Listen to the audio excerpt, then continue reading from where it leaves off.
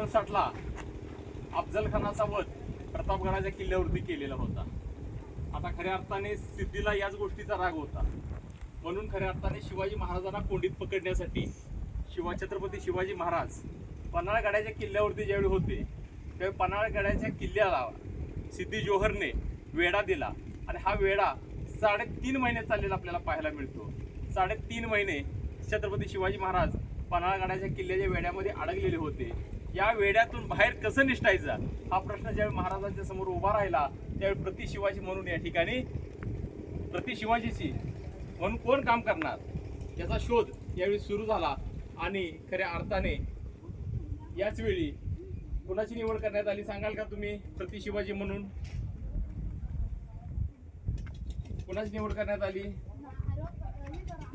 शिकवलेला आपण इतिहास. शिवा काशीद कोणाची निवड करण्यात आली?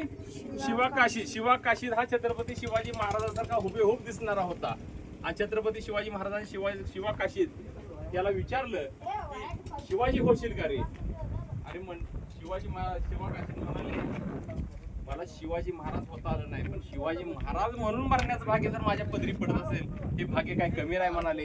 एका क्षणात होय म्हणून टाकलं आणि त्याच वेळी प्रति शिवाजी म्हणून 2 पालख्या या ठिकाणी पन्हाळगडाच्या किल्ल्यावरती केल्या. एका पालखीमध्ये छत्रपती शिवाजी महाराजांना बसवण्यात आलं तर दुसऱ्या पालखीमध्ये शिवा काशीदांना बसवण्यात आलं आणि सिद्धी जोहरच्या छावणीकडे शिवा काशीदाची पालखी गेली. त्यावेळी शिवा काशीदांना विचारलं गेलं तू कोण आहे सांग. त्यावेळी सिद्धी जोहरला ताक मानेनं तो शिवा काशीद म्हणत होता की मी शिवाजी नाही, पण शिवाजी म्हणून मला मरण्याचं भाग्य मिळतं हे काय कमी आहे का? तेवढं म्हणतोय तोपर्यंत त्या तलवारीचा सिद्धी जोहरच्या तलवारीचा वार शिवा काशीच्या मानेवरती झाला आणि क्षणामध्ये मान धडापासून बाजूला झाली आणि सैन्यामध्ये सगळीकडे एकच आवाज उठलेला होता की शिवाजी महाराज सापडलेला आहे. पण शिवाजी महाराज सापडलेले नव्हते तर शिवा काशीदाची पालखी सापडलेली होती. त्यामुळं पन्हाळगडाच्या किल्ल्याला असणारा जो वेढा होता हा वेढा थोडा शिथिल झालेला होता आणि शिथिल झालेल्या वेढ्याचा फायदा घेऊन छत्रपती शिवाजी महाराज पन्हाळगडाच्या किल्ल्यापासून 12 जुलै 1660 ला पन्हाळगडाच्या किल्ल्यावरून निसटले आणि त्यावेळी शिवाजी महाराजांच्या बरोबर काही निवडक मावळे या ठिकाणी होते. त्यामध्ये बाजीप्रभू देशपांडे, फुलाजी प्रभू देशपांडे आणि बाकीची काही त्यांच्या बरोबरचे असणारे सैनिक जे बांधल सैनिक होते ते मोजके सैनिक त्यांच्या बरोबर शिवाजी महाराजांच्या बरोबर असलेले पाहायला मिळतात. आणि पन्हाळगडाच्या किल्ल्यावरून छत्रपती शिवाजी महाराज आपल्या सैनिकांसह निसटले आणि यावेळी या ठिकाणी असणारी घोडखिंड जी आहे या घोडखिंडीमध्ये छत्रपती शिवाजी महाराजांना बाजीप्रभूंनी सांगितलं की आम्ही या घोडखिंडीमध्ये सगळं सैन्य या ठिकाणी अडवून थोपवून ठेवतो आणि तुम्ही महाराज सुखरूप या ठिकाणी पोहोचा.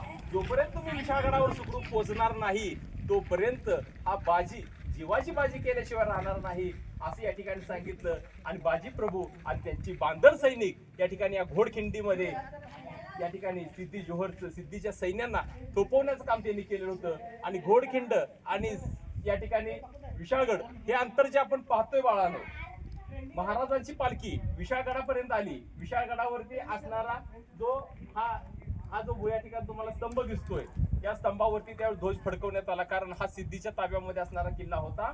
महाराज या किल्ल्यावरती पोहोचले आणि बाजीप्रभूंनी आपल्या प्राणाची बाजी त्या ठिकाणी लढवली आणि आपल्या बाजीप्रभूंच्या बरोबर अनेक सैनिक त्या ठिकाणी त्या घोडखिंडीमध्ये रक्ताच्या थारोळ्यामध्ये पडलेले आपल्याला पाहायला मिळतात. त्यांच्या रक्ताच्या अभिषेकानं खऱ्या अर्थाने ही घोडखिंड पावन झाली म्हणून त्या खिंडीला पावनखिंड असं या ठिकाणी नामकरण झालेलं आपल्याला पाहायला मिळतं.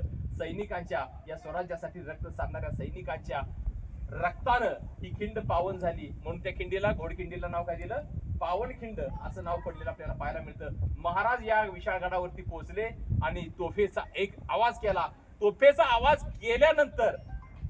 आवाज केल्यानंतर बाजीप्रभूंनी महाराजांना वंदन केलं आणि मी माझी स्वराज्याची सेवा या ठिकाणी पूर्ण करू शकलो असं महाराजांनी बाजीप्रभूंनी या ठिकाणी व्यक्त करून आपला प्राण त्या ठिकाणी सोडला. म्हणजे महाराज विशाळगडापर्यंत जोपर्यंत पोहोचणार नाहीत तोपर्यंत हा बाजी प्राण सोडणार नाही इतकी महत्वाकांक्षा, म्हणजे मरणाला सुद्धा थांबवण्याची धमक त्या काळातल्या लोकांच्या मध्ये असलेली आपल्याला पाहायला मिळते. मरणाला सुद्धा थांब म्हणणारे लोक असलेले आपल्याला पाहायला मिळतात. अशा पद्धतीनं खऱ्या अर्थाने स्वराज्य रक्त सांडल्याशिवाय आपल्याला मिळालेलं नाही बाळांनो. आणि खऱ्या अर्थाने आपण पाहतोय आज हा विशाळगड, त्याच वेळी महाराज या विशाळगडावरती आले आणि या ठिकाणी भगवा ध्वज फडकवला गेला आणि खऱ्या अर्थाने हा आज सुद्धा विशाळगड आपल्या स्वराज्यामध्ये पुन्हा आलेला आपल्याला पाहायला मिळतो. कारण किल्ले त्या काळात खूप महत्वाचे होते बाळांनो. ज्याचं ज्याचे किल्ले त्याचं राज्य, त्याचं साम्राज्य असायचं, लक्षात ठेवा. त्यामुळे किल्ल्याला त्या काळामध्ये महत्व प्राप्त होतं. किल्ले असल्याशिवाय स्वराज्यामध्ये महत्व नव्हतं, म्हणून किल्ले जिंकणं महत्वाचं होतं. म्हणून छत्रपती शिवाजी महाराजांनी त्या काळामध्ये सर्वात जास्तीत जास्त किल्ले जिंकलेले आपल्याला पाहायला मिळतात. हा रक्तरंजित इतिहास हा फक्त आमच्या महाराष्ट्रातल्या मातीतल्या लोकांचाच आहे, लक्षात ठेवा. इतर ठिकाणी आपल्याला पाहायला मिळत नाहीत. ज्यावेळी हिमालयावरती संकट आलं त्यावेळी सह्याद्री, महाराष्ट्राचा सह्याद्री हिमालयाच्या मदतीला धावून गेलेला हा इतिहास त्या काळापासून आजच्या काळापर्यंत आपल्याला पाहायला मिळतोय. हा इतिहास तुमचा आमचा असलेला आपल्याला पाहायला मिळतोय. खऱ्या अर्थाने अशा या पावनभूमीमध्ये आमचा आज पदस्पर्श झाला. महाराजांचे जिथं पदस्पर्श झाले तिथली माती आमच्या आज मस्तकाला लागत्या. हे भाग्य काय आम्हाला कमी नाही, लक्षात ठेवा बाळांनो. हे भाग्य काय आम्हाला कमी नाही, खूप मोठं आम्हाला मिळालेले भाग्य आहे, लक्षात ठेवा. खूप या 3 वर्षांमध्ये आपल्या ज्या ट्रिपा सहली निघालेल्या आहेत, प्रतापगड झाले, रायगड झाले, आता विशाळगड आपण या ठिकाणी पाहतोय. तर आता मावळ्यांच्या रक्ताचा अभिषेक ज्या मातीला झाला तीच माती आज आमच्या हातामध्ये येते. ते काय पुण्य आमच्या पदरी कमी नाही. अशा छत्रपती शिवाजी महाराजांना आम्ही या ठिकाणी वंदन करूया सर्वांनी. आणि खऱ्या अर्थाने आज आपण हे जो रम्य दिव्य या ठिकाणी हा परिसर पाहतोय, हा परिसर पाहत असताना केवळ आम्हाला निसर्ग पाहून चालणार नाही, लक्षात ठेवा. आमच्या महाराजांचा इतिहास आम्हाला थोडा का होईना आठवला पाहिजे, यासाठी हा केलेला थोडासा शब्द प्रपंच होता. धन्यवाद.